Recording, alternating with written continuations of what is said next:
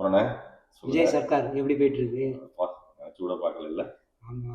அது பெரிய போராட்டத்துக்கு அப்புறம் டக்குன்னு வந்து சிஎம் திரு ஜோசப் விஜய் நான் ஜோசப் விஜய் எனும் நான் அப்படின்னு சொன்னோன்னே வைப் இருக்குல்ல, அரங்கமே அதிர்ச்சி.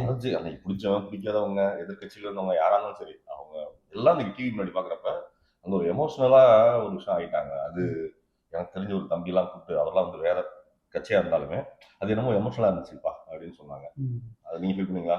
ஆமா, நான் மகேந்திர பாகுபலி என்னும் நான் அப்படின்னு சொல்லுவார்ல, சொல்லும் போது அந்த அரங்கம் அதிர்ச்சி இல்ல, அந்த மாதிரி இருந்துச்சு. அதை விட அது வந்து ரியல்.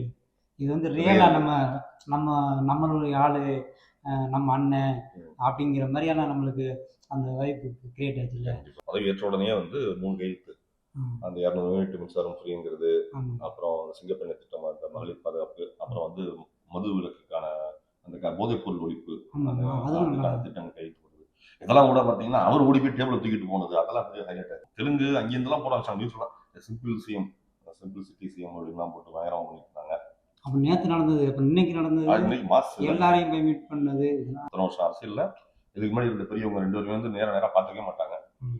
பட் இது வந்து இன்னைக்கு ஸ்டாலின் சார் வீட்டுக்கே விஜய் வந்து போய் விஜய் சிஎம் விஜய் அவர்கள் போய் பார்த்ததுங்கிறது வந்து தெரியும்.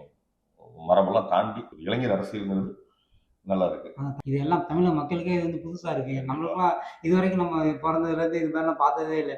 எல்லாரும் எதிரும் புதிருமா தான் இருப்பாங்க. விஜய் சர்க்கார் ஃபர்ஸ்ட் பார்ட் வந்து சினிமாவில் பார்த்தோம். சர்க்கார் 2 வந்து இப்போ ரியலாகவே தமிழக மக்கள் வந்து ரியலாகவே பார்ப்பாங்க, பார்க்குறோம்.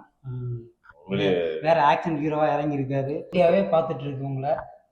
இதே மாதிரி போங்க, இப்படியே போனீங்கன்னா உங்களை அடிச்சுக்க ஆளே இல்லை. அடுத்தடுத்து நீங்கள் தான் வருவீங்க.